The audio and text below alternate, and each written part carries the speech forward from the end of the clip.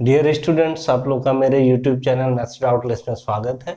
इस वीडियो में आज हम लोग देखने वाले हैं Jharkhand board 2021 class 12 subject math के फर्स्ट मॉडल पेपर का सेक्शन सी का सॉल्यूशन, जिसमें कुल क्वेश्चन है 51 से लेके 55 तक का, जो कि 4 मार्क्स का, ठीक है। और इसके पिछले 2 वीडियो में मैंने सेक्शन ए और सेक्शन बी के जितने भी क्वेश्चन थे सबका सॉल्यूशन करके वीडियो अपलोड कर दिया है, और उसका लिंक आपको इस वीडियो के डिस्क्रिप्शन में मिल जाएगा, आप लोग देख सकते हैं। तो चलिए शुरू करते हैं आज क्वेश्चन नंबर 51 से। तो देखिए क्या है, डिटर्मिनेंट का ये क्वेश्चन है। प्रूव दैट, डिटर्मिनेंट है आपको यहाँ दिया हुआ है y plus K Y Y Y Y plus K Y Y Y Y plus K is equal to K square bracket में इंटू 3y प्लस के। आपको इसे सॉल्व करना है और इतना ला करके दिखा देना है, आपका सवाल हो जाएगा कंप्लीट। तो देखिए ये डिटर्मिनेंट का क्वेश्चन है, इसमें हम लोग प्रॉपर्टी का यूज करते हैं, और प्रॉपर्टी का यूज करके हम लोग जो लाना रहता है उसे ला करके दिखा देते हैं। कैसे लाएंगे, चलिए सीखते हैं हम लोग सॉल्व कैसे करेंगे।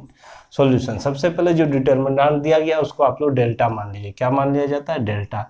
तो let delta is equal to, क्या दिया हुआ है, y plus K Y Y Y Y plus K Y Y Y Y plus K. अब क्या करना चाहिए कि हमारा ये आ जाए, तो जो रिजल्ट है उसको आप लोग देखिए कि क्या दिया हुआ, क्या ला सकते हैं हम लोग इसमें। तो देखिए यहाँ पर हमें दिख रहा है कि 3y प्लस के आ जाएगा आसानी से। कैसे? अगर हम R1 में R2 और R3 के एलिमेंट्स को ऐड कर दें, जोड़ दें, तो देखिए सारा का सारा R1 का एलिमेंट्स जो है 3y प्लस के बन जाएगा। कैसे आप लोग देखिए, जैसे कि ये R1 है y प्लस के, इसमें हम R2 और R3 दोनों का एलिमेंट जोड़ देंगे y प्लस वाई, तो y प्लस के में y प्लस वाई जोड़ देंगे तो क्या हो जाएगा, 3y प्लस के हो जाएगा कि नहीं, हो गया। उसी तरह से अगर इसमें देखें y में अगर जोड़ दें y प्लस के और y को ले जाके, तो 3y प्लस के ये भी बन जाएगा, और ये दोनों को इसमें जोड़ दें तो y plus Y 3y plus के आसानी से दिख रहा है। तो हमें यही काम करना है, जिससे हमें एक पार्ट तो मिल जाएगा, फिर आगे हम लोग सॉल्व करते जाएंगे, के स्क्वायर भी मिल जाएगा। तो यहाँ पर हम लोग अप्लाई करेंगे। क्या अप्लाई करेंगे, कैसे लिखते हैं, देखिए अप्लाइंग R1 में काम करने जा रहे हैं तो R1 इम्प्लाइज, R1 में क्या करने जा रहे हैं, तो R2 और R3 दोनों को जोड़ने जा रहे हैं। तो लिखेंगे R1 plus R2 plus R3, यानी R1 में R2 R3 दोनों को जोड़ रहे हैं। तो क्या मिलेगा हमें, देखिए ये सब यहाँ पर जुड़ जाएगा, y plus Y plus Y plus K, तो ये हो जाएगा 3y प्लस के।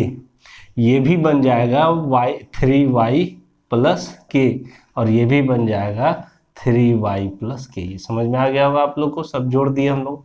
अब बाकी जो R2 R3 उसको लिख देना है ज्यों का त्यों। तो यहाँ हो गया y, ये हो गया y प्लस के, ये हो गया y, ये हो गया y प्लस के। अब क्या करना है, अब देखिए R1 का सारा एलिमेंट तीनों क्या है, समान हो गया, एक जैसा बन गया।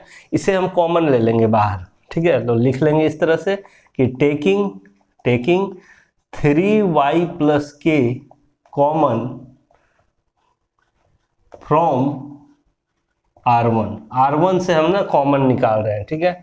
तो क्या बाहर में आ जाएगा हमारा 3y प्लस के, ये बाहर आ गया, तो बचा क्या, तो यहाँ इसका कोफिशिएंट 1 बच गया, यहाँ भी 1 बच गया, और यहाँ भी 1, और नीचे यहाँ y प्लस के, और यहाँ y, और यहाँ पे बच गया R3 में y प्लस के, ठीक है। ऐसा हो गया, आधा तो पार्ट आप लोग का आ गया, दिख रहा है 3y प्लस के। अब के स्क्वायर लाना है, कैसे आएगा देखिए। अब देखिए कोई भी डिटर्मिनेंट में अगर 1 1 1 आपको दिखने लगे तो बहुत ही आसान काम है। क्या करना होता है ना, दो C1 में है, C1 C2 C3 है ये, तो C1 में C2 को घटा दीजिए जिससे ये 0 हो जाए, C2 में C3 को घटा दीजिए जिससे 0 हो जाए। अगर 2 ठो 0 हो गया हमारा एलिमेंट, तब एक्सपेंड करना आसान हो जाता है। तब हम लोग एक्सपेंड कर देंगे R1 के अलोंग, तो हमारा C1 के अलोंग एक्सपेंड कर देंगे, तो आसानी से हमारा सॉल्व हो जाएगा। तो क्या करने वाले हैं, अब हम लोग C1 में C2 को सब्ट्रैक्ट करेंगे और C2 में C3 के एलिमेंट्स को। तो देखिए यहाँ पर करते हैं हम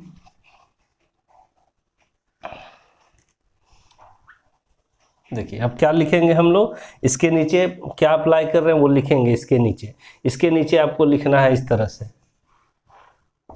अप्लाइंग C1 इम्प्लाइज, ये C1 है, C1 में C2 को सब्ट्रैक्ट करेंगे तो C1 माइनस C2 एंड, और क्या कर रहे हैं C2 में C3 को, and C2 implies C2 minus C3, column second में कॉलम थर्ड को माइनस, तो क्या मिल रहा है अब देखिए 3y प्लस के, ये तो बाहर में है ही। अब यहाँ ध्यान से देखिए C1 में C2 के सारे एलिमेंट्स को माइनस सब्ट्रैक्ट करना है, तो 1 में 1 को माइनस कर दीजिए, यहाँ 1 माइनस 1, फिर यहाँ y में माइनस कीजिए y प्लस के को, तो हो जाएगा y माइनस y और माइनस के, दोनों माइनस हो जाएगा, फिर यहाँ y है यहाँ भी y है तो y माइनस y हो जाएगा, ये y माइनस y।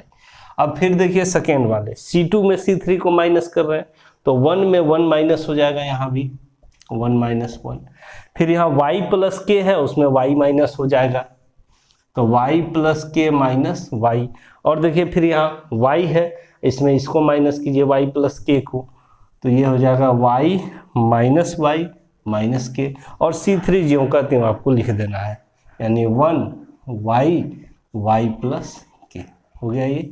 अब देखिए क्या मिला आपको 3y प्लस के, और यहाँ पे 0 हो गया, ये भी 0 हो गया, ये हो गया 1, इसमें देखिए तो y कैंसिल होके क्या बच गया माइनस के, यहाँ y कैंसिल होके बच गया के, यहाँ y, और यहाँ देखिए y घट के क्या हो गया 0, यहाँ पर भी y कैंसिल होके हो गया माइनस के, और यहाँ y प्लस के, ठीक है।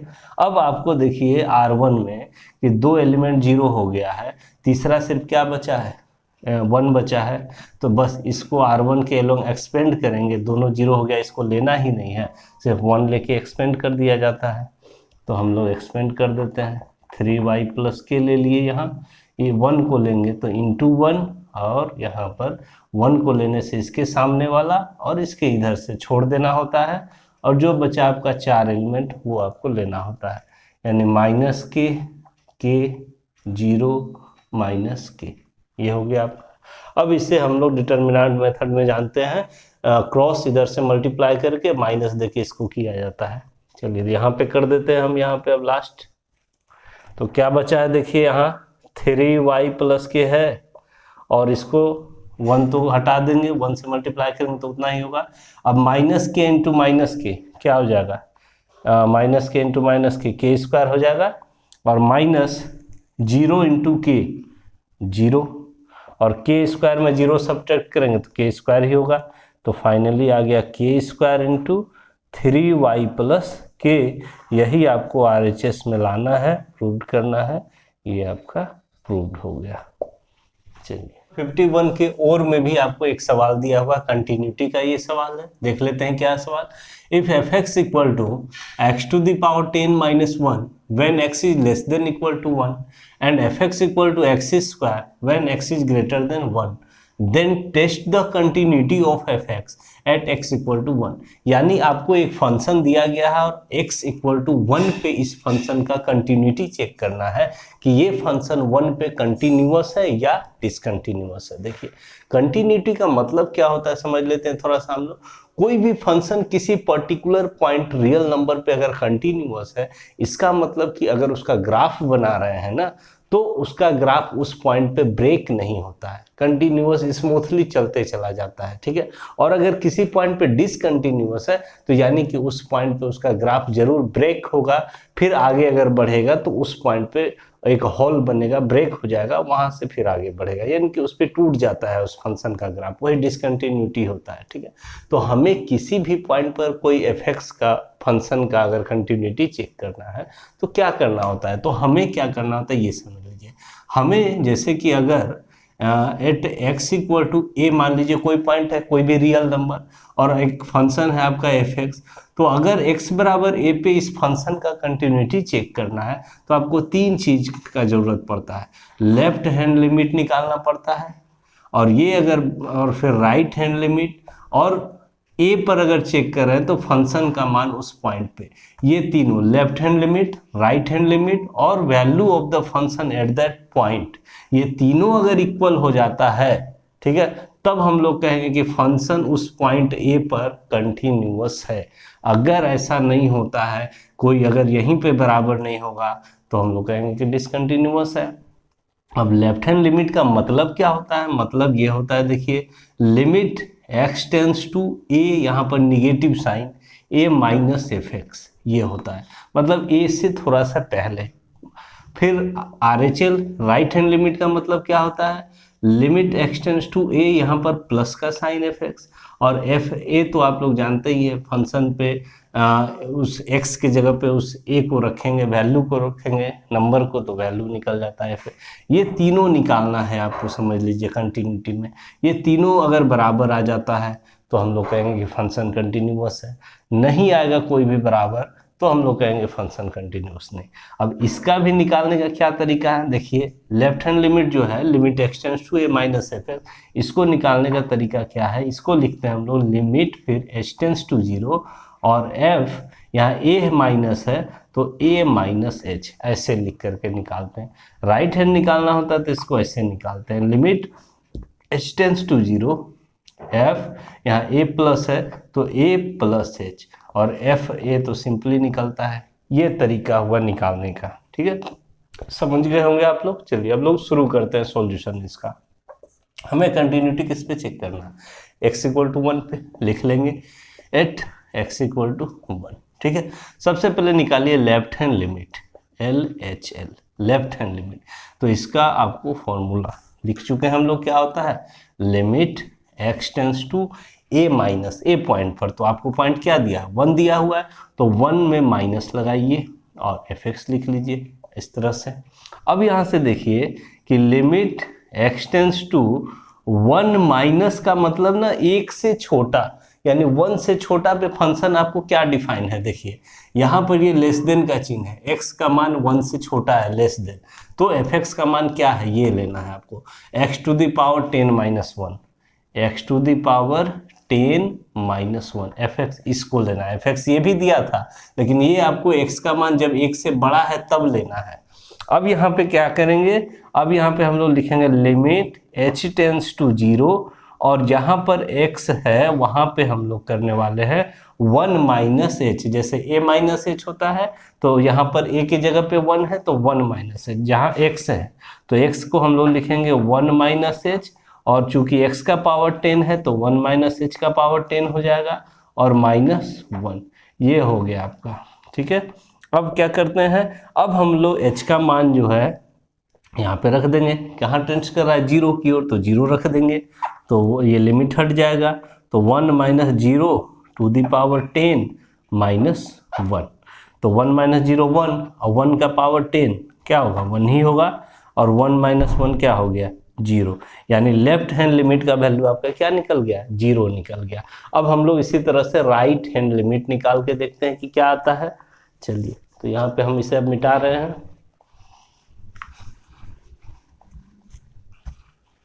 तो राइट हैंड लिमिट निकालते हैं अब हम लोग, यानी RHL जिसे कहते हैं, RHL राइट हैंड लिमिट। इसका फॉर्मूला हुआ limit x tends to 1 plus F X, और limit x tends to 1 plus 1 से बड़ा, जब x का मान 1 से बड़ा है तब एफ एक्स आपको क्या लेना है? x का स्क्वायर लेना है, x का स्क्वायर ले लिए। अब फिर देखिए इसको अब चेंज करेंगे, लिमिट h टेंस टू 0, और जहाँ पर आपको ये फंक्शन है 1 प्लस, तो 1 प्लस h रखेंगे x के जगह पे, तो ये हो जाएगा 1 प्लस h, चूंकि x का स्क्वायर है तो 1 प्लस h का स्क्वायर हो जाएगा। अब लिमिट हटाएंगे और h का मान 0 रखेंगे, तो 1 प्लस 0 का स्क्वायर, यानी कि 1 का स्क्वायर क्या होता है? 1 होता है। तो देखिए लेफ्ट हैंड लिमिट में आपका वैल्यू 0 आया है, और राइट हैंड लिमिट में क्या आ गया? 1 आ गया। दोनों इक्वल तो नहीं आया, यहीं पे जब इक्वल नहीं आया तो एफ ए निकालने, यानी F1 निकालने की जरूरत ही हमें नहीं है, सीधा हम यहीं पर लिखेंगे कि there left hand limit is not equal to right hand limit. क्या हुआ? इक्वल नहीं है, तो हम लोग बोलेंगे therefore f(x) is discontinuous on या एट x इक्वल टू 1। यही आपका फाइनल आंसर हो गया, यानी फंक्शन डिसकंटिन्यूअस हो गया।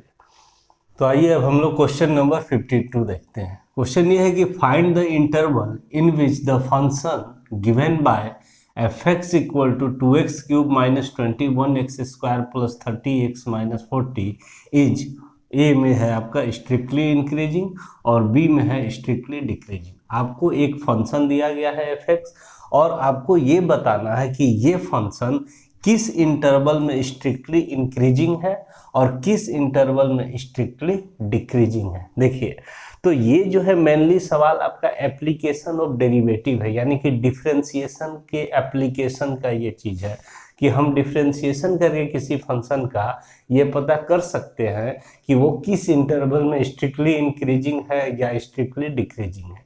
स्ट्रिक्टली इंक्रीजिंग का मतलब क्या हुआ किसी भी इंटरवल में, मतलब ये हुआ कि उस फंक्शन का ग्राफ, इसका ग्राफ तो हम लोग बना सकते हैं, तो उस फंक्शन का ग्राफ उस इंटरवल में जिसमें इंक्रीजिंग होगा स्ट्रिक्टली सीधा बढ़ता जाएगा, नीचे से ऊपर की ओर जाएगा, और डिक्रीजिंग का मतलब घटते जाएगा ऊपर से नीचे की ओर। ये होता है एक स्ट्रिक्टली डिक्रीजिंग। ठीक है, तो हम लोग पता कैसे करते हैं डिफरेंशिएशन के यूज से कि कौन सा इंटरवल में स्ट्रिक्टली इंक्रीजिंग है और किसमें स्ट्रिक्टली डिक्रीजिंग है। तो देखिए क्या एक रूल होता है, हम लोग सबसे पहले ना एफ डैश एक्स फाइंड करते हैं। क्या फाइंड करते हैं? एफ डैश एक्स जो भी आएगा, और देखेंगे कि एफ डैश एक्स किस इंटरवल में पॉजिटिव है। जिस इंटरवल में एफ डैश एक्स का मान पॉजिटिव हो जाएगा हम लोग कहेंगे कि उस इंटरवल में हमारा एफ एक्स जो है फंक्शन जो है स्ट्रिक्टली इंक्रीजिंग है। और जिस इंटरवल में एफ डैश एक्स का मान निगेटिव हो जाएगा, क्या हो जाएगा? निगेटिव हो जाएगा। ठीक है, निगेटिव हो जाएगा तो हम लोग कहेंगे कि उस इंटरवल में एफ एक्स जो है स्ट्रिक्टली डिक्रीजिंग है। यही रूल है हमारा। तो चलिए शुरू करते हैं, समझते हैं हम लोग कैसे इसको हम लोग बनाएंगे। तो आइए शुरू करते हैं।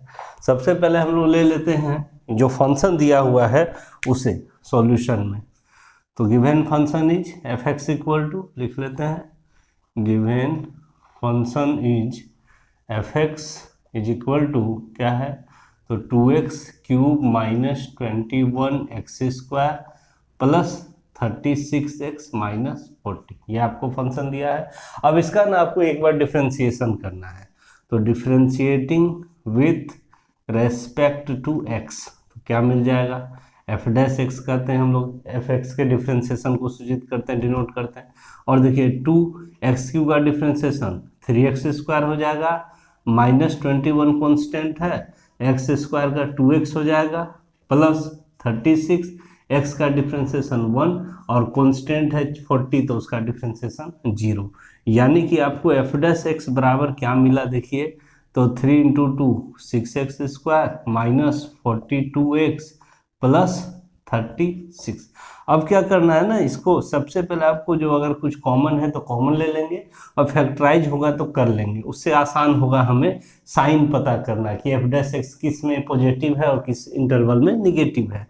तो 6 कॉमन है, 6 कॉमन ले लीजिए, तो x square minus 7x plus 6 हो गया। अब इसको फैक्टराइज कर लीजिए। फैक्टराइज करना मतलब कि मिडिल टर्म को स्प्लिट करके, तो हो जाएगा आपका x square minus x minus 6x plus 6। ठीक है, ये फैक्टराइज कर दिए हम लोग। अब यहाँ से 6 हो गया। अब देखिए इस दोनों में x कॉमन है तो x माइनस 1, इस दोनों में माइनस 6 कॉमन है, ये हो गया x माइनस 1, और फिर फाइनली 6 x माइनस 1 दोनों में कॉमन है, x माइनस 1 ले लिए, और फिर आपका x माइनस 6 कॉमन है। इस तरह से हम लोगों ने एफ डैश एक्स का क्या कर लिया? फैक्टराइजेशन करके रख लिए। अब क्या करना है, देखिए आपको ना रियल लाइन जो है हमारा माइनस इन्फिनिटी से प्लस इन्फिनिटी तक, वो रियल लाइन कहलाता है। उसमें हमें x का जो यहाँ से वैल्यू आएगा, एफ डैश एक्स को हम 0 के बराबर करके x का वैल्यू निकालते हैं। x का जो वैल्यू आएगा वही इंटरवल को बांटेगा, रियल नंबर के लाइन को। ठीक है, वहीं से हमें पता होगा कि कौन कौन से इंटरवल में हमें अब चेक करना है। तो क्या करते हैं आगे देखिए हम लोग क्या करेंगे। आगे हम लोग एफ डैश एक्स को 0 के इक्वेट करेंगे, 0 से। Now F dash X is equal to 0, इसका मतलब क्या हुआ कि 6 x minus one, x minus six equal to 0। तो 6 तो उधर जाएगा तो 0, यहाँ से x माइनस वन बराबर 0 और x minus six equal to 0। तो यहाँ से x का वैल्यू निकला 1 और x का वैल्यू 6। यही जो दो नंबर मिला आपको 1 और 6, यही रियल नंबर के लाइन को इंटरवल में बांटेगा। ठीक है, और कैसे बांटेगा देखते हैं हम लोग। तो हम लोग अब क्या करेंगे, सबसे पहले साइन पता करने के लिए हम लोग इंटरवल में बांटने वाले हैं रियल नंबर के लाइन को। तो यहाँ तक अब जगह का कमी है, आप लोग यहाँ तक नोट कर सकते हैं। अब इसे मिटा करके मैं आगे वहाँ पे बना रहा हूँ।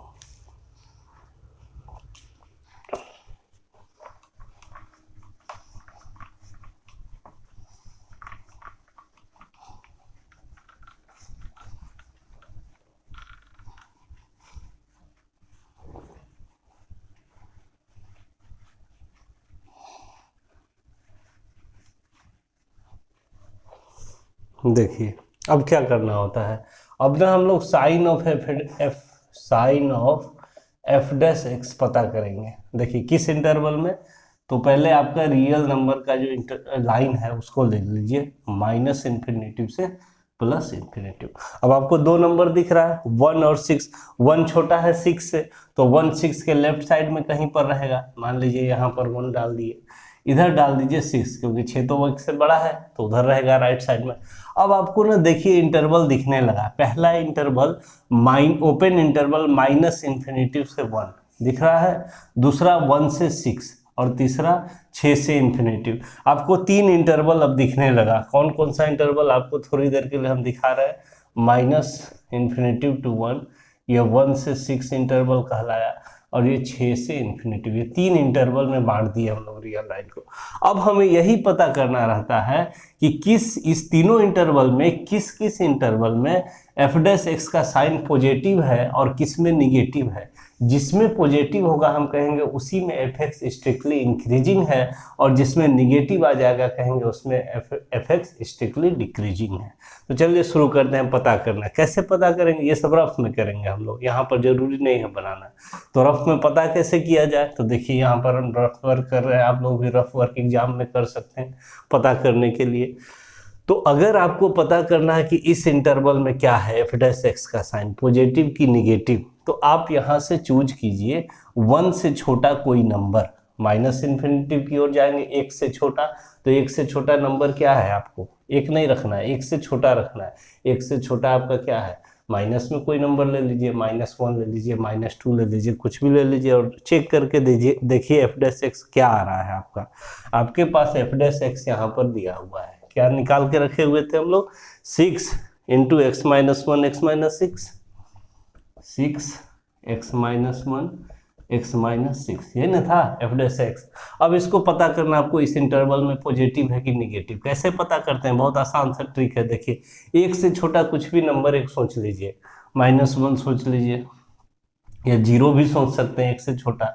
चलिए 0 ही ले लीजिए, कुछ भी लेना है 1 से छोटा लेना है। तो अगर हम यहाँ 0 लेते हैं तो ठीक है, देखिए ये 0 हो गया -1, ये 0 हो गया -6, तो आपका क्या हो गया यहाँ पर 6 क्या है, पॉजिटिव ना है, क्या है, पॉजिटिव है। 6 के साइड में क्या है, पॉजिटिव।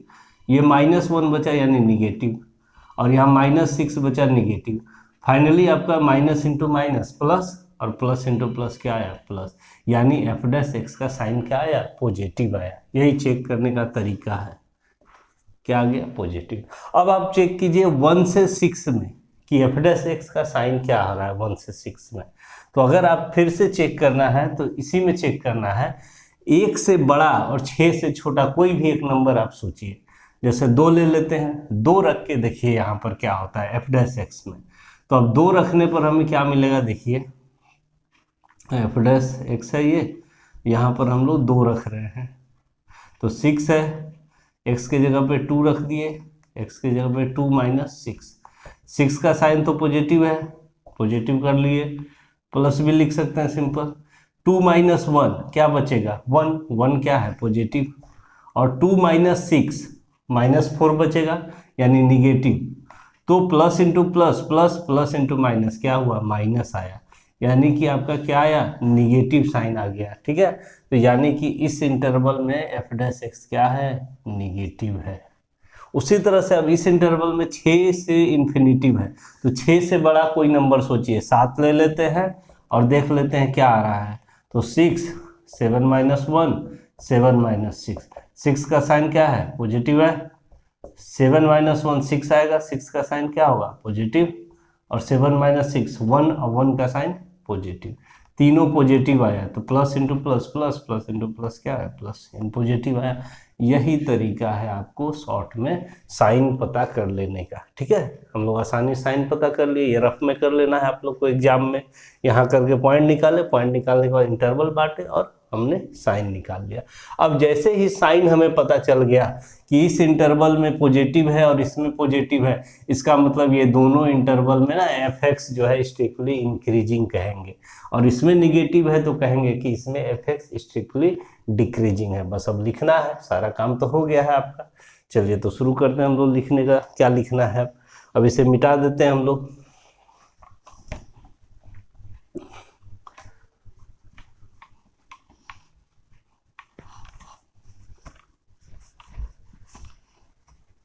चलिए तो अब लिखना है, सिर्फ क्या लिखेंगे, देखिए लिखेंगे हम लोग कि F dash X is positive in the intervals, किस किस इंटरवल्स में पॉजिटिव है, तो open interval minus infinity to 1 and open interval 6 to infinity. ये दोनों इंटरवल में क्या हो गया, पॉजिटिव हो गया। तो पॉजिटिव हो गया तो हम लोग कहेंगे कि एफ एक्स इसमें स्ट्रिक्टली इंक्रीजिंग है। Therefore F X is strictly increasing in the interval. अब दो इंटरवल है तो कैसे लिखा जाता है, देखिए तरीका, माइनस इन्फिनिटी टू 1 लिखेंगे और फिर यूनियन कर देंगे 6 टू इन्फिनिटी। ये यूनियन लगा दिया जाता है, इसका मतलब हो गया कि दोनों को मिलाकर, इसमें भी और इसमें भी। ठीक है, अब चलिए आगे बढ़ते हैं। अब हम लोग लिखेंगे फिर से उसी तरह से कि F dash X is negative in the interval, किस इंटरवल में निगेटिव है, तो 1 6, ओपन इंटरवल 1 6 में निगेटिव है। हम लोग लिखेंगे therefore F X is strictly decreasing in the interval 1 6। ये आपका फाइनल आंसर हो गया। ठीक है, तो क्वेश्चन नंबर 52 के और में भी आपका एक सवाल है। तो पिछला सवाल हम लोग बना लिए, अब इसे भी देख लेते हैं क्या है सवाल। तो find the value of integral 3x + 1 / 2x² - 2x + 3 dx, यानी जो फंक्शन दिया उसका आपको इंटीग्रेशन करना है। ठीक है, तो सबसे पहले समझते हैं कि ये किस टाइप का इंटीग्रेशन है और कैसे हम लोग इसे सॉल्व कर सकते हैं। सबसे पहले तो आपको ये चेक कर लेना है कि क्या ये सब्स्टिट्यूशन मेथड से बनेगा, यानी कि नीचे जो आपको फंक्शन दिया है क्या इसका डिफरेंशिएशन करने से ऊपर वाला आएगा। अगर आ जाएगा तो बहुत आसानी से सब्स्टिट्यूशन मेथड से हम लोग बना सकते हैं। ये आपको रफ में चेक करना है पहले। ठीक है, तो देखिए अगर इसका डिफरेंशिएशन करेंगे हम लोग 2x² - 2x + 3 का, तो क्या हो जाएगा 2x² का 2x और -2 × 1 + 0, यानी कि 4x - 2 आ रहा है इसका डिफरेंशिएशन। ऊपर में 4x - 2 रहता तो हम लोग सब्स्टिट्यूशन मेथड से आसानी से बना देते, लेकिन है नहीं, तो ये मेथड चलेगा नहीं आपका, यानी सब्स्टिट्यूशन मेथड हम लोग अभी इसमें नहीं लगा सकते हैं। तब फिर क्या नियम है भाई, फिर देखिए तब क्या पार्शियल फ्रैक्शन से बन सकता है। क्या पार्शियल फ्रैक्शन में क्या होता है, जैसे कि अगर px + q है और नीचे x - a x - b ऐसा रहेगा तो आपको पार्शियल फ्रैक्शन से बन जाएगा। तो अगर इसका फैक्टराइजेशन हो पाएगा तभी तो पार्शियल फ्रैक्शन में बनेगा। तो क्या इसका फैक्टराइजेशन हो पाएगा, उसके लिए आपको क्या चेक करना है, क्वाड्रेटिक इक्वेशन में डिस्क्रिमिनांट d निकाल के देखना है। d अगर 0 आ जाएगा यानी कि फैक्टराइजेशन होगा, तब हम लोग पार्शियल फ्रैक्शन से बना पाएंगे, नहीं तो फिर वो भी मेथड नहीं लगेगा। और डी कैसे निकलता है, डी बराबर होता है बी स्क्वायर माइनस 4ac।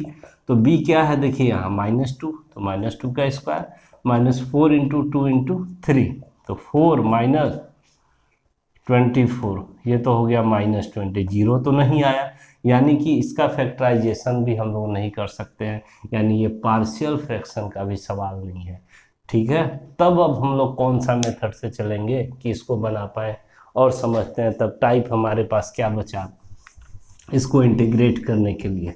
अब इसको इंटीग्रेट करने के लिए हमारे पास टाइप ये बचा, कौन सा देखिए, integration P X plus Q by A X square plus B X plus C D X. अब इस टाइप का इंटीग्रेशन ये हो गया आपका P X plus Q A X square plus B X plus C. और इसको कैसे करते हैं, तो इसको हम लोग इस तरह से करते हैं, पी एक्स प्लस क्यू बराबर A D by D X of A X square plus B X plus C और साथ में प्लस बी लगाते हैं। ये रूल होता है इसको इंटीग्रेट करने का। ठीक है, तो इसी फॉर्म का है ये और हम लोग इसी से इंटीग्रेट इसको कर पाएंगे। तो चलिए शुरू करते हैं हम लोग बनाना अब इस सॉल्यूशन में। तो जो दिया हुआ है सबसे पहले उसको आई मान लीजिए कि let I equal to integration 3x plus 1 by 2x square minus 2x plus 3 dx, ये लिख लिया। अब हम लोग क्या करेंगे, let 3x plus 1 is equal to a into D by D X, नीचे वाले फंक्शन का डिफ्रेंसिएशन करना है 2x square minus 2x plus 3 और प्लस करना है b, यही फॉर्म से कर दिए हम लोग। Implies that 3x plus 1 is equal to a, और इसका अब डिफ्रेंसिएशन क्या होगा देखिए, तो एक्स स्क्वायर का 2x होता है तो 2 इंटू 2 4x और माइनस 2x का -2 बाहर हो जाएगा, x का 1 और इसका तो 0 हो जाएगा, तो 4x माइनस 2 हो गया और प्लस b। अब क्या करना है आपको, अब करना है ये कि इधर से x वाले टर्म को सेपरेट कीजिए, कांस्टेंट को अलग कीजिए। जैसे इधर x वाला सेपरेट है, कांस्टेंट अलग है, तब हम लोग इक्वेट करके a b का मान निकाल पाएंगे आसानी से। तो a इंटू 4x, तो इसको आप अगले लाइन में 4x लिख लेंगे, a इंटू -2 तो -2a, अब प्लस b बच गया। अब क्या लिख लेंगे देखिए 3x प्लस 1, इसको लिख लीजिए अब 4ax और प्लस दे करके ब्रैकेट में लिख दीजिए -2a प्लस b। ऐसा इसीलिए लिख दिए कि x वाला x के साथ अब हम इक्वेट करेंगे और कांस्टेंट को कांस्टेंट, तो लिख लेंगे इस तरह से अब एक लाइन कि इक्वेटिंग द coefficient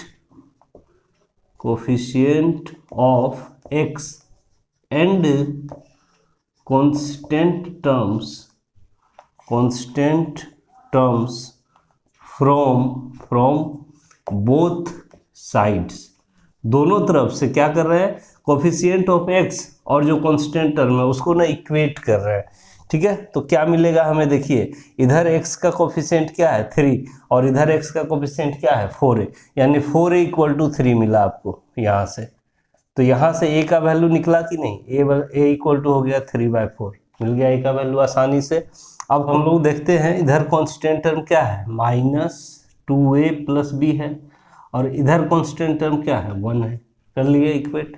अब यहाँ से देखिए -2 इंटू ए का वैल्यू क्या निकाल के रखे हुए 3/4 रख दिए, अब plus b is equal to क्या हुआ 1।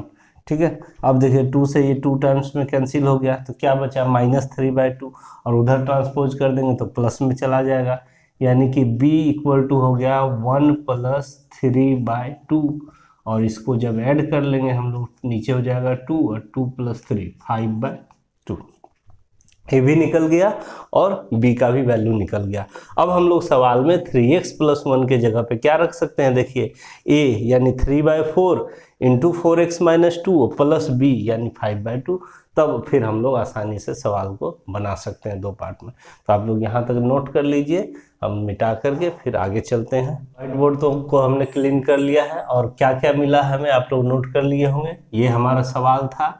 और 3x plus 1 is equal to a into bracket में 4x माइनस 2 प्लस बी, ये हम लोग मान के चले थे, और जहां फिर सॉल्व करके a का वैल्यू 3/4 और b का वैल्यू 5/2 आ गया था। अब आगे क्या करना है, तब देखिए अब हम लोग क्या लिखेंगे, देयरफॉर i इक्वल टू, अब जो सवाल है उसको ना हम दो पार्ट में तोड़ने वाले हैं इजी करने के लिए, यानी सॉल्व करने के लिए।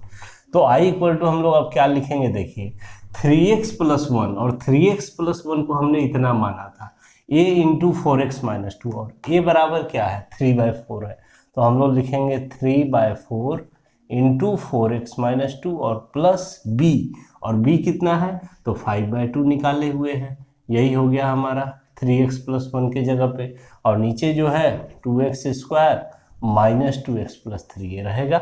अब यहाँ से देखिए ये प्लस है, दो टर्म है इसमें, तो एक बार इसमें भी हम इससे डिवाइड करेंगे और एक बार इसमें भी डिवाइड करेंगे, और दो अलग अलग इंटीग्रेशन का हमें समझिए छोटा छोटा दो क्वेश्चन मिलेगा यहाँ से। अब तो हम लोग लिखेंगे, अब देखिए क्या, ये 3/4 कॉन्स्टेंट है, बाहर कर लेते हैं, integral 4x minus 2 by 2x square minus 2x plus 3 dx, और प्लस फिर इंटीग्रल 5/2 को बाहर कर लीजिए आप लोग, 5/2 को बाहर कर लेंगे, और ऊपर में क्या बचा था इसके साथ सिर्फ dx, और नीचे हो गया 2x square minus 2x plus 3। ये दो सवाल हुआ, एक को आप लोग I1 बोल दीजिए, इसको क्या बोल दे I1, और इसको बोल दीजिए I2, ठीक है, और सम इक्वेशन 1 बोल दीजिए।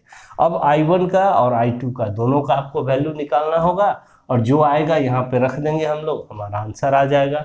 तो देखिए ये थोड़ा लॉन्ग क्वेश्चन है, थोड़ा पेशेंस रखना है, समझना है अच्छे से।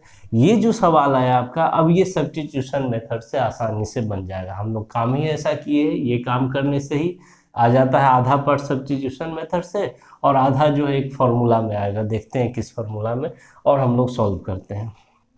तो अब I1 लेके चलते हैं, ठीक है।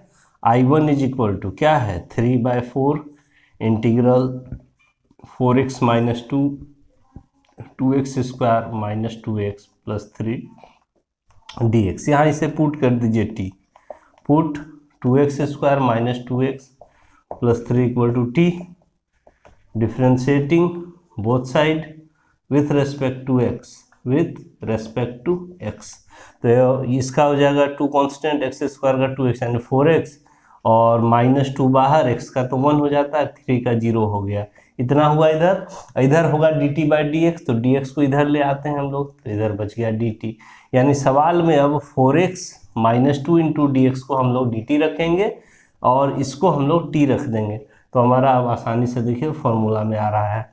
तो I1 इक्वल टू हो गया आपका क्या हो गया 3/4 इंटीग्रल, इसको हम लोग क्या बोल देंगे 4x माइनस 2 dx को dt, बाय इसको क्या बोल देंगे t।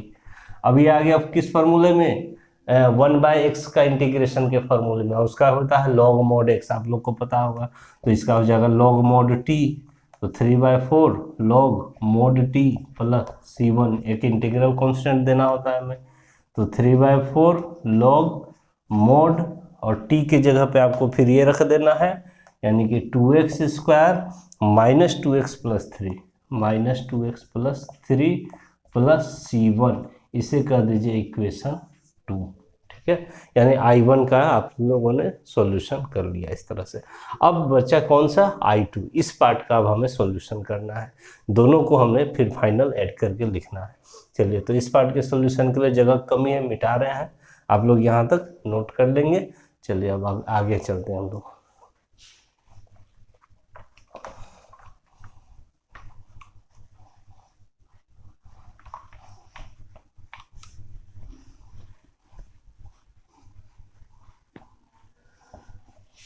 देखिए आपका I2 क्या है, लिख रहे हैं यहाँ I2 इक्वल टू 5/2 है, 5/2 ले लेंगे, integral dx by 2x square minus 2x plus 3, बस यही हो गया, यही है आपका सवाल।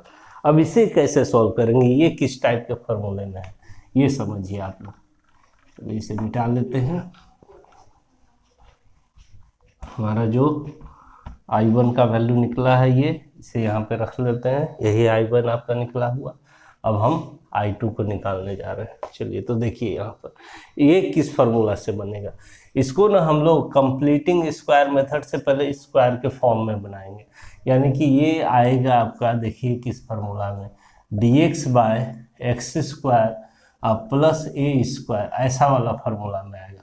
और इसका इंटीग्रेशन आप लोग जानते हैं होता है 1/tan इनवर्स x बाई, यही होता है। इसी फार्मूला में इसको लाएंगे। कैसे लाएंगे समझिए इसको, dx बाय, यहाँ जो आपको सबसे पहले दिख रहा है 2, इसको आप हटा लीजिए, 2 कॉमन ले लीजिए, तो क्या हो जाएगा तब यहाँ एक्स स्क्वायर माइनस एक्स, और यहाँ हो जाएगा प्लस 3/2 हो गया।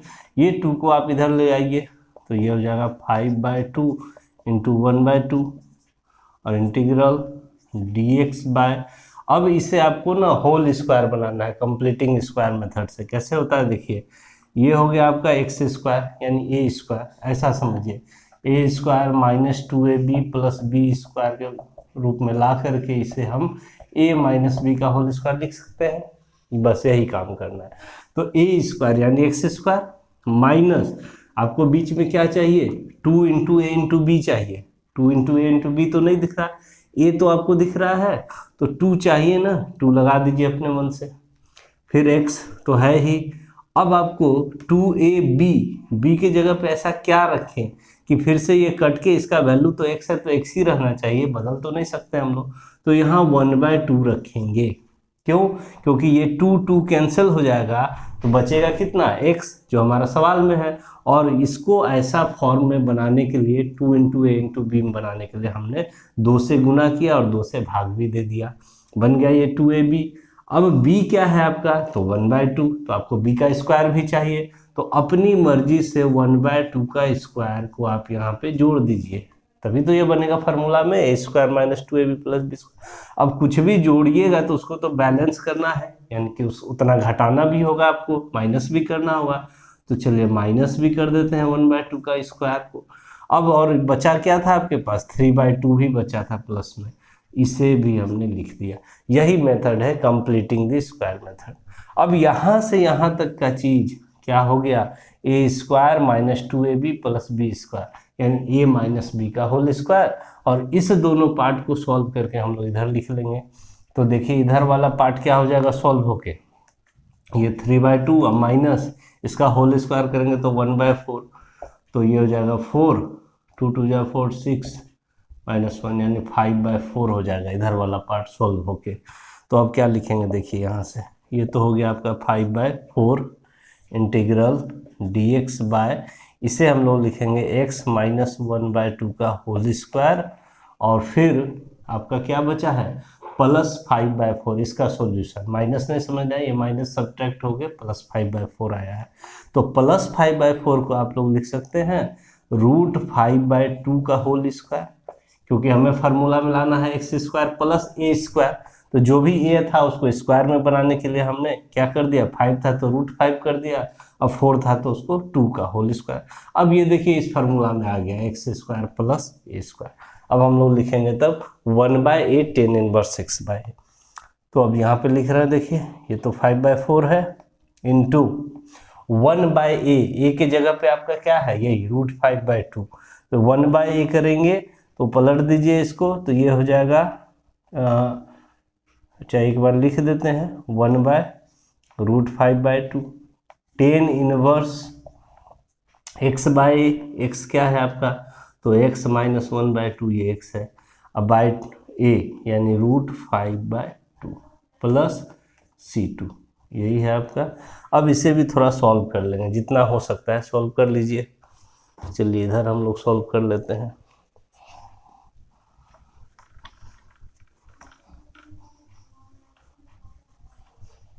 ठीक है, चलिए यहाँ पे सॉल्व करते हैं हम।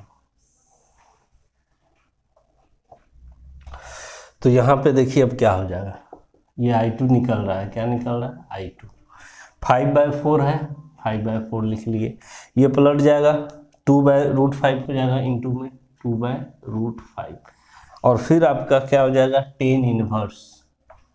ठीक है, यहाँ हो जाएगा 2 LCM ले लेंगे तो 2x माइनस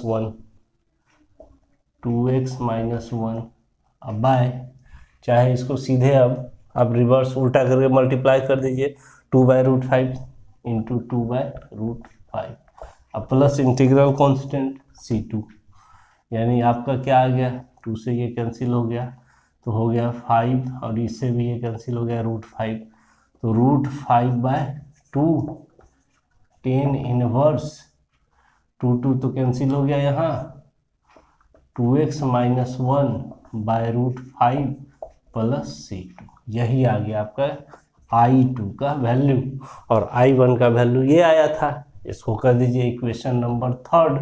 तो फर्स्ट में हम लोग मान के रखे थे I = I1 + I2, तो फर्स्ट सेकेंड थर्ड तीनों को मिला करके हमारा फाइनल आंसर लिखने जा रहे हैं।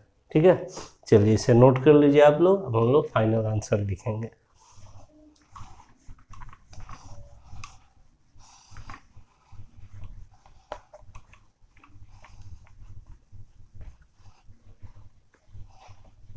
तो देखिए फाइनल आंसर आप लोग क्या लिखिएगा कि from equation first second and third I = I1 + I2, I1 आपका ये निकला है 3/4 log mod 2x² - 2x + 3 plus, देखिए इंटीग्रल कांस्टेंट C1 और यहाँ C2 दोनों को जोड़ के अब हम C लिखने वाले हैं, इसीलिए C1 यहाँ नहीं लिखेंगे। और I2 का वैल्यू क्या आ गया है, √5/2 tan इनवर्स 2x - 1/√5, अब प्लस C कर देंगे और लिख देंगे यहाँ की वेयर C = C1 + C2, दोनों इंटीग्रल कांस्टेंट की जगह पे एक कांस्टेंट डाल दिए, यही आपका क्या हो गया, आंसर हो गया, एकदम 100% सही है। अब आप लोग इस एग्जाम में इसे लिख सकते हैं। चलिए क्वेश्चन नंबर 53 देखते हैं हम लोग। Find integral of x² / x² + 1 into x² + 4 dx। इसका आपको इंटीग्रेशन निकालना है, फाइंड करना है। देखिए ये किस फॉर्म से बनेगा, यहाँ पर आपको देखिए ऊपर में भी x² है, नीचे भी x², यहाँ भी, दोनों सब जगह क्या है x²। तो ये ना सबसे पहले आप लोग इसे कोई पुट कर दीजिए, y पुट कर दीजिए, t पुट कर दीजिए, कुछ भी पुट करके आप लोग पहले इसे पार्शियल फ्रैक्शन से बनाएंगे, और तब जाके फिर से जो पुट करेंगे y x² के जगह पे y, फिर से y को x² रख के हम लोग इंटीग्रेट कर पाएंगे, यही मेथड है इसका। और कौन सा पार्शियल फ्रैक्शन में ये आ रहा है, तो देखिए integral of px + q / x - a x - b dx, इसी रूप का ये आएगा। तो हम लोग कैसे सॉल्व करते हैं इसको, ऐसे px + q / x - a into x - b = यहाँ पर हम एक कहते हैं a / x - a अब प्लस b / x - b, और इस तरह से हम लोग a और b का वैल्यू निकाल लेते हैं, तब हमारा ये इंटीग्रेशन का सवाल बन पाएगा। ठीक है, चलिए तो सॉल्व करते हैं इसे हम लोग। तो जो सवाल दिया है उसको सबसे पहले आप i मान लेंगे, इसी को क्या मान लेंगे, i। तो इस तरह सॉल्यूशन करेंगे हम लोग। Let i = integral x² / x² + 1 x² + 4 dx। ठीक है, यहाँ पुट कर दीजिए आप, पुट x² = y, x² की जगह पे y पुट कर दीजिए। तो आपका ये जो अंदर का सवाल है ये क्या आप लिखेंगे, देखिए तब लिखेंगे तब हम लोग देन y/ ये y हो गया, x² जहाँ जहाँ y कर दीजिए, तो y + 1 y + 4, ठीक है, = ठीक है, यही हो गया आपका सवाल। अभी हम लोग चेंज कर दिए, x² से अब y रख दिए। अब ये देखिए पार्शियल फ्रैक्शन के इसी रूप का है, तो इसे हम लोग क्या मानेंगे, क्या मान लेंगे, a / y + 1 plus b / y + 4, इस रूप से, इस तरह से। अब हमें a b का वैल्यू निकालना है, कैसे निकालते हैं ये समझते हैं। तो यहाँ हो गया y / y + 1 y + 4 = दोनों का एलसीएम ले लेंगे, तो दोनों का प्रोडक्ट ही एलसीएम हो जाएगा, और यहाँ हो जाएगा a × y + 4 और यहाँ हो जाएगा plus b × y + 1, y + 1 y + 1 cancel, y + 4 y + 4 cancel हो गया। तो क्या बचा, y = a × y + 4 और प्लस b × y + 1, ये हो गया इसको इक्वेशन 1 बोल देंगे। अब यहाँ से हम लोग ए और बी का वैल्यू फाइंड करेंगे सबसे पहले। तो कैसे फाइंड करते हैं, इसका क्या मेथड है? तो देखिए इसका सबसे इजी मेथड क्या है ए बी फाइंड करने का। कैसे फाइंड करेंगे, यहाँ पे करते हैं।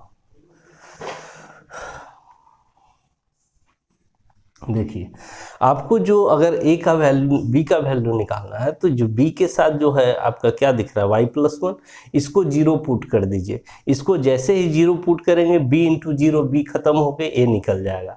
और जब a का वैल्यू निकालना है तो a के साथ में जो चीज़ लगा हुआ है मल्टीप्लाई में y+4, इसको 0 पुट कर देंगे तो a खत्म होकर b निकल जाएगा। यही तरीका है b निकालने का सबसे आसान।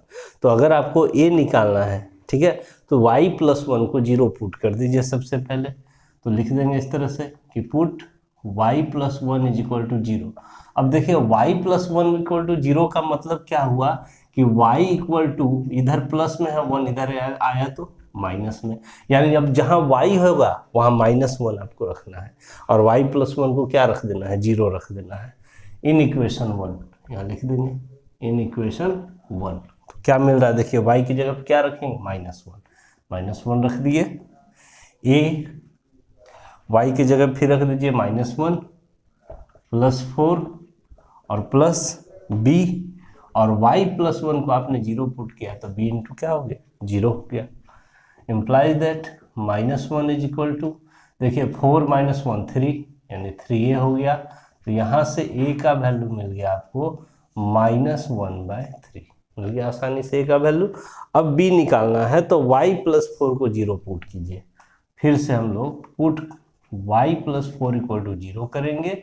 इसका मतलब क्या कि y equal to -4 in equation 1। Equation 1 में y+4 को 0 और y को -4 रखेंगे तो क्या बनेगा, देखिए यहाँ y का value -4 is equal to a into y+4 0 plus b, और आपका y का वैल्यू क्या रखेंगे, -4, तो -4 + 1, -4 + 1 क्या हो गया, ये देखिए -4, ये तो 0 हो गया, -4 + 1 -3, यानी कि -3b। तो ये माइनस माइनस कैंसिल हो गया, तो b इक्वल टू हो गया 4/3, ये निकल गया। तो a का भी वैल्यू आपका मिल गया -1/3, और b का भी वैल्यू क्या हो गया, 4/3। अब हम लोग जो मान के चले थे यहाँ से पार्शियल फ्रैक्शन में, इसे अब हम लोग चेंज करके a की जगह पे ये रखेंगे, जो वैल्यू आया हमारा -1/3, और b की जगह 4/3, और तब हम लोग सवाल को बनाएंगे। चलिए तो हम लोग यहाँ से कंप्लीट मिटाते हैं अब और आगे बढ़ते हैं।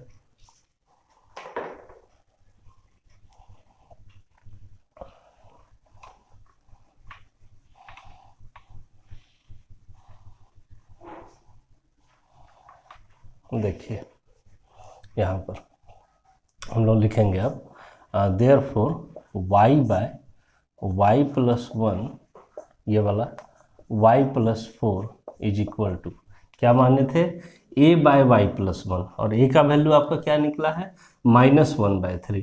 तो लिखेंगे -1/3/y+1, और उसका मतलब ये लिखेंगे कि -1/3 इंटू 1/y+1, ये लिख सकते हैं, प्लस b/y+4, तो प्लस b कितना है, 4/3, 4/3 इंटू 1/y+4, ये लिख सकते हैं हम लोग इसको। अब देखिए क्या लिखेंगे, अब हमारा इसका काम हो गया, ये सब मिटा रहे हैं।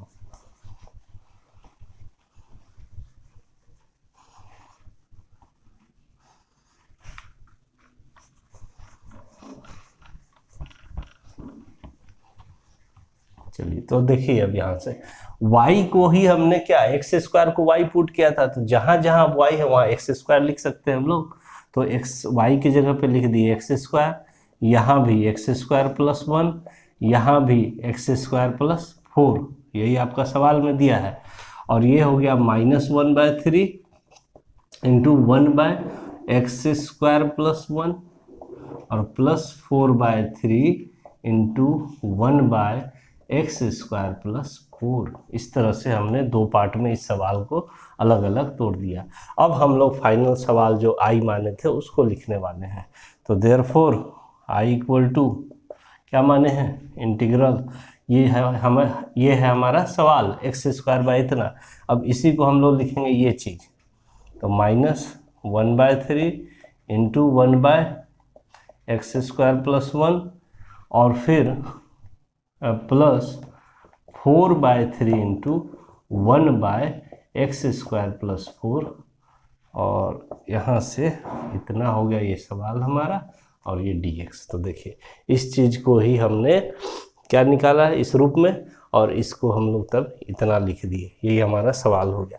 अब यहाँ से अलग अलग दो पार्ट में हम लोग एडिशन है बीच में अलग अलग कर सकते हैं। तो यहाँ से -1/3 हो जाएगा इंटीग्रल 1 देखिए ये 1 + x² dx, इसको लिख लेंगे हम लोग, प्लस 4/3 कॉन्स्टेंट बाहर 1/x² और 4 को हम लोग 2 का स्क्वायर लिख देंगे, ठीक है, क्योंकि ये फार्मूला में आ गया x² + a² वाले। अब यहाँ से हम लोग इसका इंटीग्रेशन कर लेंगे, हमारा फाइनल आंसर आ जाएगा। ऊपर हम लोग मिटा रहे हैं, नीचे आप जगह कम है, आप लोग नोट कर सकते हैं यहाँ पे।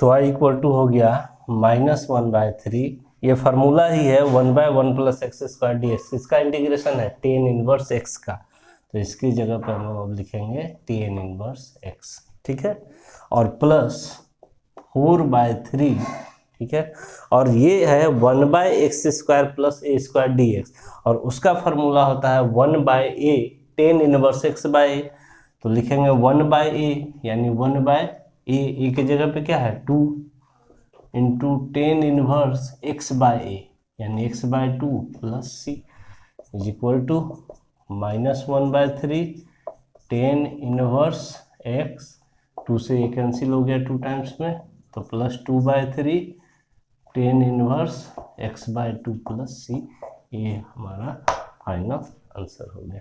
नंबर 53 का और देखते हैं, और में भी आपको एक सवाल दिया हुआ इंटीग्रेशन का। तो क्या है, ये डिफिनिट इंटीग्रल का क्वेश्चन है। आपको दिया हुआ इंटीग्रल 0 टू π/2, लोअर लिमिट 0 है, अपर लिमिट π/2 है, और फंक्शन में दिया हुआ आपको fx/fx + f π/2 - x dx is equal to π/4, यानी आपको इसको प्रूव करना है, यानी इतना बराबर π/4 ला करके दिखाना है सॉल्व करके, ठीक है। चलिए देखते हैं कैसे हम लोग इसे सॉल्व करेंगे। तो जो भी सवाल दिया उसको सबसे पहले आपको i मान लेना है कि late i = 0 to π/2 fx/fx + f π/2 - x dx, ये सवाल है आपका। इसको मान लीजिए इक्वेशन 1, ठीक है। अब देखिए इसमें क्या प्रॉपर्टी लगाएं। डिफिनिट इंटीग्रल का एक प्रॉपर्टी है कि 0 to a fx dx is equal to, हम लोग लिख सकते हैं 0 to a f a - x dx। Property आप लोग पढ़े होंगे, ये एक प्रॉपर्टी है डिफिनिट इंटीग्रल का। तो हम लोग समझिए यहाँ 0 और ये समझिए a है, तो इसे हम लोग f a - x के फॉर्म में चेंज कर सकते हैं। तो क्या लिखेंगे देखिए, तो i = 0 टू π/2, जहाँ अब fx है हम a - x लिखेंगे और a हमारा क्या है π/2, तो ये हो जाएगा π/2 - x, ठीक है। यहाँ भी नीचे fx है, तो ये हो जाएगा π/2 - x प्लस f, और यहाँ भी अब ये है x समझिए और हमें करना है a - x, यानी a है π/2 माइनस इसको करना है, तो ये हो जाएगा -π/2 और ये हो जाएगा प्लस x dx। π/2 कैंसिल हो गया, तो i = 0 टू π/2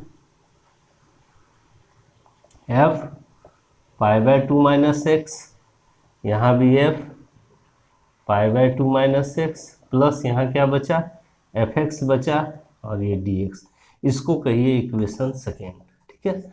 अब क्या करने वाले हैं हम लोग, देखिए इक्वेशन 1 और 2 को ऐड करेंगे।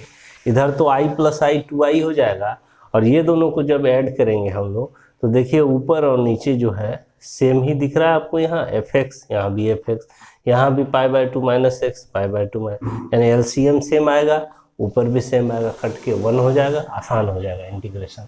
तो अब हम लोग ऐड करेंगे इक्वेशन 1 और 2 को, ठीक है। तो मिटा रहे हैं, यहाँ तक आप लोग नोट कर लीजिए।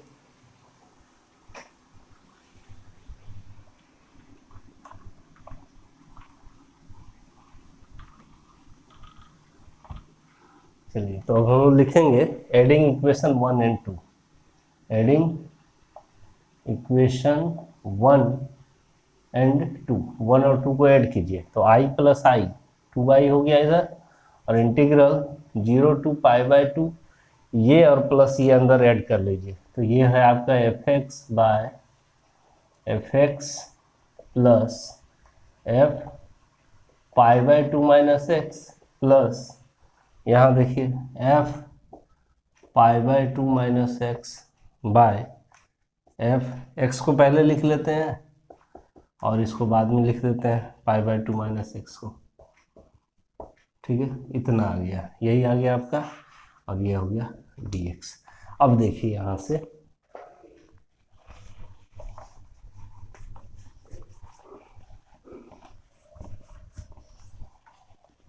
अब दोनों में आपको क्या करना है, इधर से i बराबर, इधर 2 है तो इधर हो जाएगा 1/2, ठीक है। इंटीग्रल 0 टू पाई बाय 2, दोनों का एलसीएम लीजिए, तो सेम चीज़ है, एलसीएम यही हो जाएगा fx plus f pi by 2 minus x, ये दोनों का एलसीएम हो गया।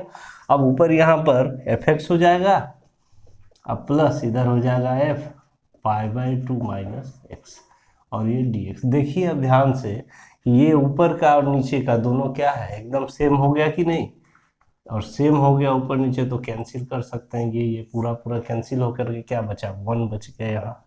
तो i इक्वल टू हो गया 1/2, 0 टू पाई बाय 2, ये 1 हो गया, यानी कि सिर्फ क्या बचा आपका dx।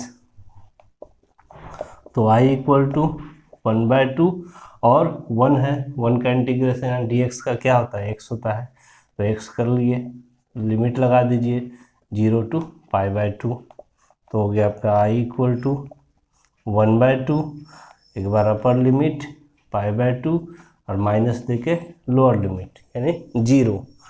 अब यहाँ पे बना लेते हैं हम लोग, तो i इक्वल टू हो गया आपका 1/2 और pi by 2 minus 0 pi by 2 हुआ, और हो गया ये final i equal to pi by 4। यही था आपका सिद्ध प्रूव करना RHS में, तो हम लोग लिख देंगे प्रूव्ड हो गया। चलिए क्वेश्चन नंबर 54 देखते हैं हम लोग। Find the angle between the following pair of lines. आपको दो लाइन का इक्वेशन दिया हुआ है, वेक्टर फॉर्म में दिया हुआ है, और दोनों लाइन के बीच में आपको एंगल फाइंड करना है, ठीक है। तो जब भी वेक्टर फॉर्म में आपको लाइन का इक्वेशन दिया रहेगा तो वहाँ पे दोनों के बीच एंगल निकालने का फॉर्मूला क्या होता है, ये इसे देख लीजिए, इसे आप लोग को याद रखना भी चाहिए। क्या होता है, जैसे कि पहला लाइन का इक्वेशन दिया रहेगा इस तरह से, vector r equal to vector a1 plus lambda vector b1, vector r equal to vector a2 plus lambda vector b2, ये दो लाइन का इक्वेशन हो गया। जनरली वेक्टर r से डिनोट करते हैं लाइन के इक्वेशन को, लेकिन यहाँ पर गामा से डिनोट किया है तो कोई प्रॉब्लम नहीं है, ये r है समझिए या गामा है। और यहाँ पर वाला जो वेक्टर है वो a1 हुआ, यानी a1 क्या हो गया, i cap plus 2j cap plus k cap plus lambda, और ये वेक्टर हुआ vector b1 i cap minus j cap plus k cap. और दूसरा लाइन देखिए आपको दिया हुआ है वेक्टर r, यानी वेक्टर यहाँ पर वेक्टर गामा, और वेक्टर a2 हो गया आपका यही 2i cap minus j cap minus k cap plus lambda, vector b2 हो गया 2i cap plus j cap plus 2k cap.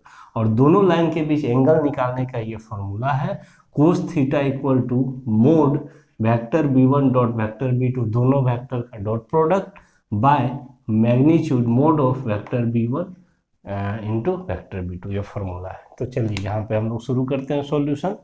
तो आपको यहाँ से a1 a2 से कोई मतलब नहीं है एंगल में, क्योंकि a1 a2 होता है क्या है, जिस पॉइंट से लाइन पास करता है, और b1 b2 क्या होता है, उसका डायरेक्शन रेशियो बताता है, ठीक है, कि किस डायरेक्शन में लाइन जा रहा है।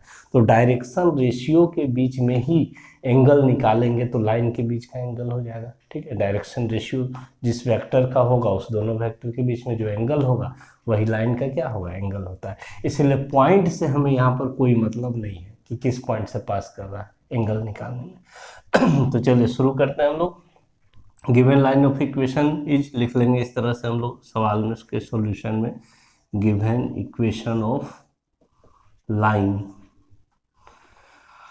Given equations of line are, ठीक है, क्या क्या, तो vector gamma is equal to I cap plus 2j cap plus k cap और plus lambda vector I cap minus j cap plus k cap, इस तरह से लिख लिए। फिर से vector gamma 2i cap minus j cap minus k cap plus mu 2i cap plus j cap plus 2k cap, इस तरह से लिख लिया हम लोग। अब यहाँ पर हियर हम लोग लिख लेंगे कि b1 वेक्टर क्या है हमारा, तो b1 वेक्टर ये है i cap minus j cap plus k cap, and b2 vector क्या है हमारा, b2 वेक्टर भी लिख लीजिए, यानी कि सेकेंड लाइन वाला ये 2i cap plus j cap plus 2k cap, ये हो गया आपका वेक्टर b2। अब दोनों के बीच में एंगल मान लीजिए थीटा, और निकाल देना है थीटा का वैल्यू, यहाँ से फार्मूला आपको कोस थीटा में रहता है, तो हम लोग लिख लेंगे the angle between the lines is given by, ठीक है, cos theta equal to, formula पहले लिख लीजिए, vector b1 dot vector b2 और b1 वेक्टर का मैग्नीट्यूड b2 वेक्टर का मैग्नीट्यूड, ये तो फॉर्मूला हो गया। अब यहाँ हम लोग वैल्यू रखेंगे b1 b2 का और आंसर हमारा आ जाएगा। यहाँ तक नोट कर लीजिए आप लोग, हम लोग इसे अब मिटा करके बनाते हैं आगे।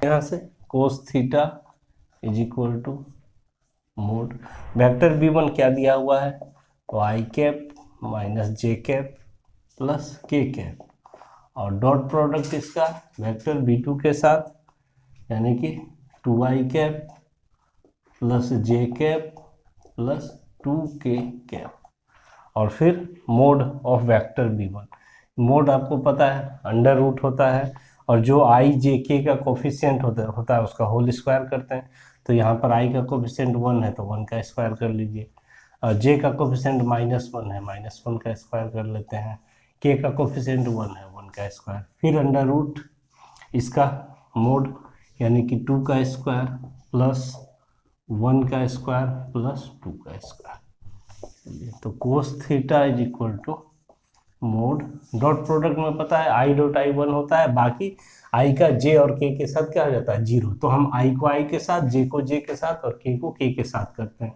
तो i का यहाँ पर 1 है और यहाँ i का 2 है, फिर प्लस j का कोफिशिएंट -1 यहाँ 1, और फिर प्लस k का यहाँ 1 और k का यहाँ पर 2, और अंडर रूट हो गया आपका यहाँ 1 + 1 + 1 3, और ये हो गया आपका कितना 4 4 4 8 8 + 1 9, ठीक है।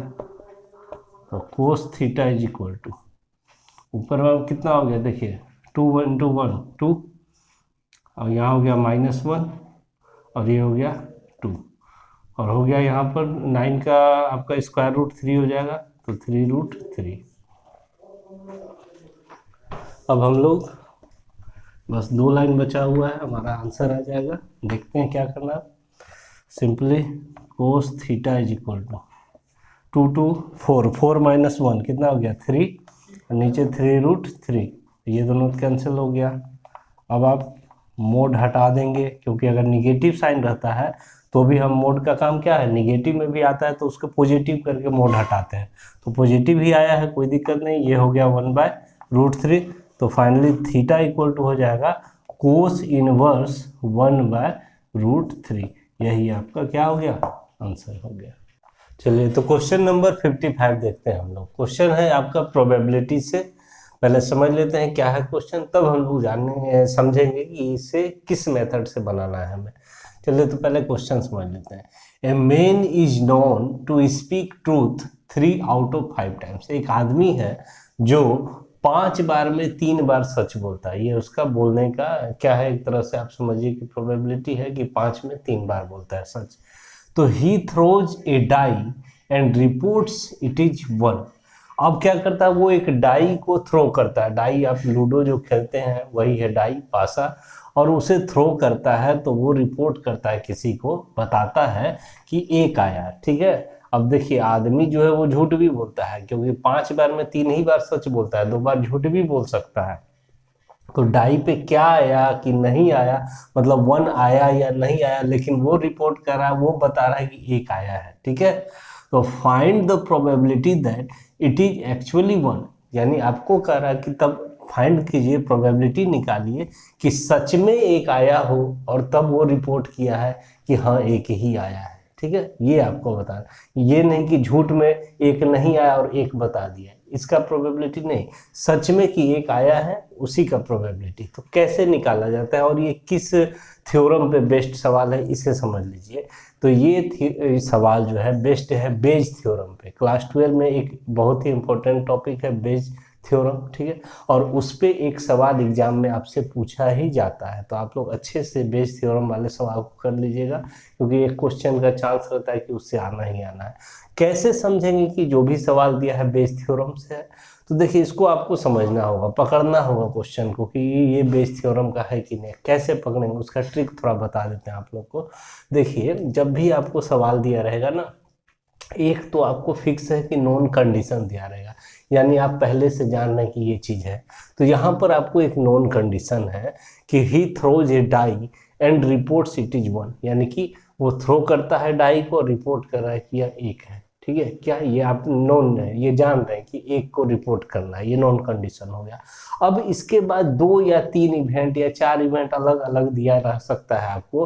कैसा इवेंट? जो एक ही एक्सपेरिमेंट का पार्ट हो, एक ही सैंपल स्पेस का पार्ट हो। तो जैसे यहाँ 2 इवेंट आपको अलग अलग है। क्या इवेंट है?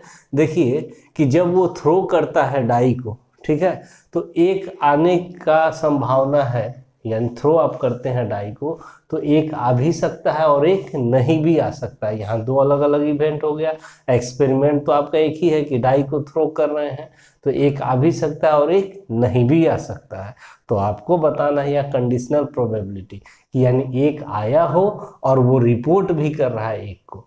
तो यहाँ 2 इवेंट आपको दिख रहा है अलग अलग, कि एक आना भी और एक नहीं भी आ सकता है, और एक आपको नॉन कंडीशन कि वह डाई को थ्रो करने के बाद रिपोर्ट करता है 1 को। तो ऐसा ऐसा जब भी सवाल आए आपको बेज थ्योरम लगाना है, ठीक है।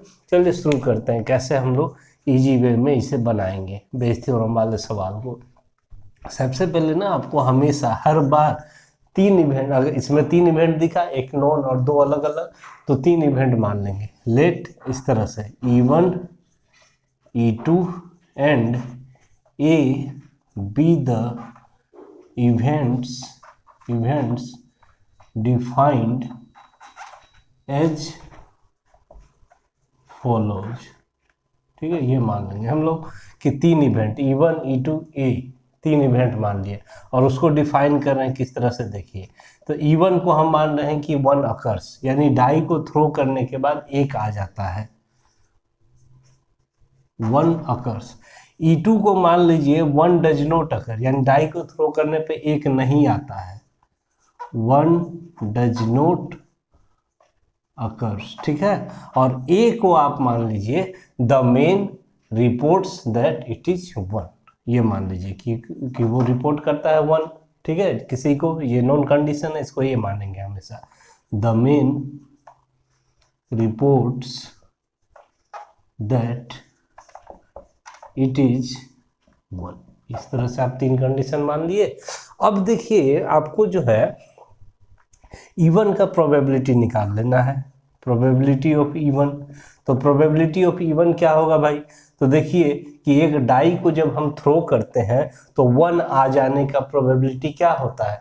तो आपका कुल सैंपल स्पेस में अगर हम देखें तो आपको टोटल नंबर ऑफ आउटकम्स कितना हो गया? 6 हो गया। 1 2 3 4 5 6 कुछ भी आ सकता है, ठीक है। और 1 आ जाना, तो उसमें से 1 कितना बार? एक ही बार आ सकता है। तो आपको प्रोबेबिलिटी ऑफ E1 यानी 1 आने का प्रोबेबिलिटी हो जाएगा 1/6।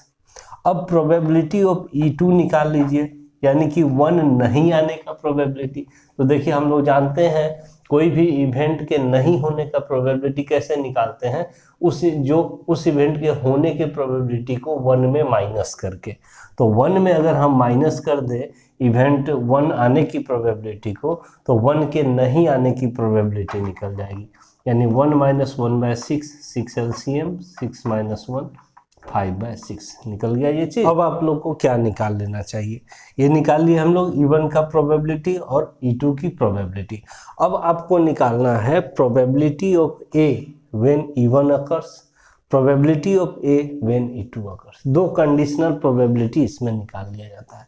तो जगह का कमी है, हम यहाँ पे मिटा रहे हैं, देखिए यहाँ पे निकाल सकते हैं। देखिए इधर क्या निकालने जा रहे हैं समझिएगा।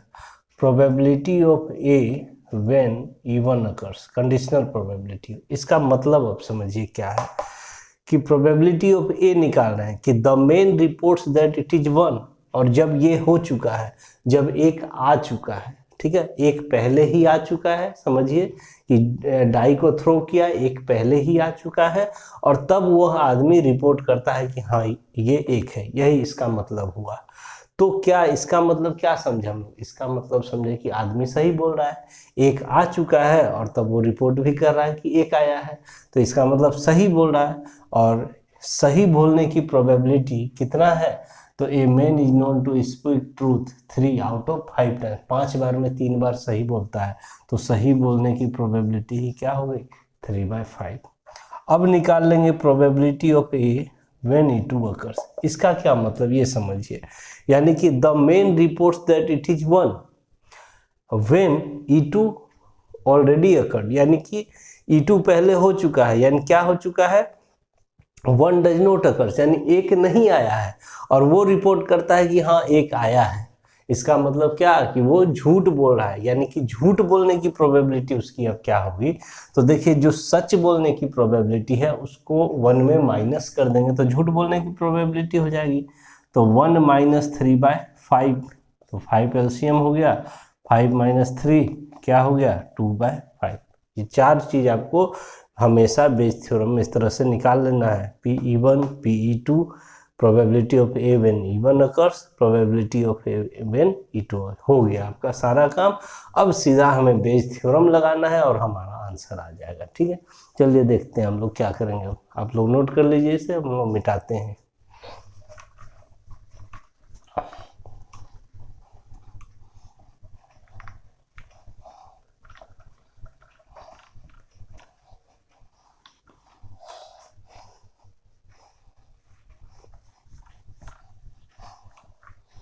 अब हम लोग लिखेंगे by Bayes theorem. Bayes theorem के द्वारा हमें क्या निकालना है, देखिए अब हमें निकालना है probability of E1 when A occurs. क्या निकालना है, probability of E1 when A occurs. E1 क्या माने हैं हम लोग 1 आने की प्रोबेबिलिटी, और A क्या माने हैं कि वह रिपोर्ट करता है कि एक आया है। तो देखिए एक पहले ही आ चुका है, E1 माने हैं कि 1 अकर्स, एक पहले ही आ चुका है, और वो तब रिपोर्ट करता है कि हाँ एक आया, मतलब कि वास्तव में जो हमारा प्रोबेबिलिटी निकालना था कि एक्चुअली 1 आया है वही चीज़ हुआ है। अब इसका फॉर्मूला क्या होता है इसको समझ लीजिए। तो इसका फॉर्मूला होता है probability of E1 into probability of, इसे उलट देना है, probability of A when E1 occurs, ऐसे लिखना है। ठीक है, ये फॉर्मूला याद रखिएगा। कैसे निकालते हैं, प्रोबेबिलिटी ऑफ E1 है तो E1 इंटू प्रोबेबिलिटी ऑफ, इसे ऊपर उल्टा कर देना, पलट देना है, ये ऊपर E1 नीचे कर दिए, नीचे वही लिखाएगा, फिर से उतार देना इसको, probability of E1, probability of A when E1 occurs, अब प्लस करना है आपको probability of E2 into probability of A when E2 occurs. ये सब आपको निकाल लेना है, फॉर्मूला में लिख लेना है। अब हमें वैल्यू पुट करना है सिर्फ। तो प्रोबेबिलिटी ऑफ E1 देखिए हमने निकाल के रखा हुआ है कितना 1/6, तो 1/6 लिख दिए, into probability of A when E1 occurs 3/5 है, 3/5 लिख दिए। यहाँ भी हो जाएगा 1/6 into 3/5 plus probability of E2 5/6 और probability of A when it occurs 2/5। अब इसे सिर्फ सॉल्व करना है, हमारा आंसर आ जाएगा। ऊपर हो गया 3/30, इधर हो गया 3/30 प्लस 10/30 आ गया ना। तो 3/30 और नीचे 30 एलसीएम हो गया, यहाँ 3 + 10 ये कैंसिल हो गया, तो 3/13 यही आपका क्या हो गया, आंसर हो गया। चलिए, तो ये हमारा ये आज सेक्शन सी कंप्लीट हो गया, जिसमें 51 से लेके 55 नंबर तक का क्वेश्चन था। अब हम लोग अगले वीडियो में इसका जो सेक्शन डी बचा हुआ है उसके सारे क्वेश्चन का सॉल्यूशन देखेंगे। अगर वीडियो आप लोग को पसंद आया तो ज़रूर इसे लाइक करें, शेयर करें, कमेंट करें। कोई भी प्रॉब्लम हो तो कमेंट करें, अच्छा लगे तो कमेंट करें। और अगर अच्छा लग रहा है मेरा पढ़ाने का तरीका तो ज़रूर मेरे चैनल को भी सब्सक्राइब कर लें। Thank you.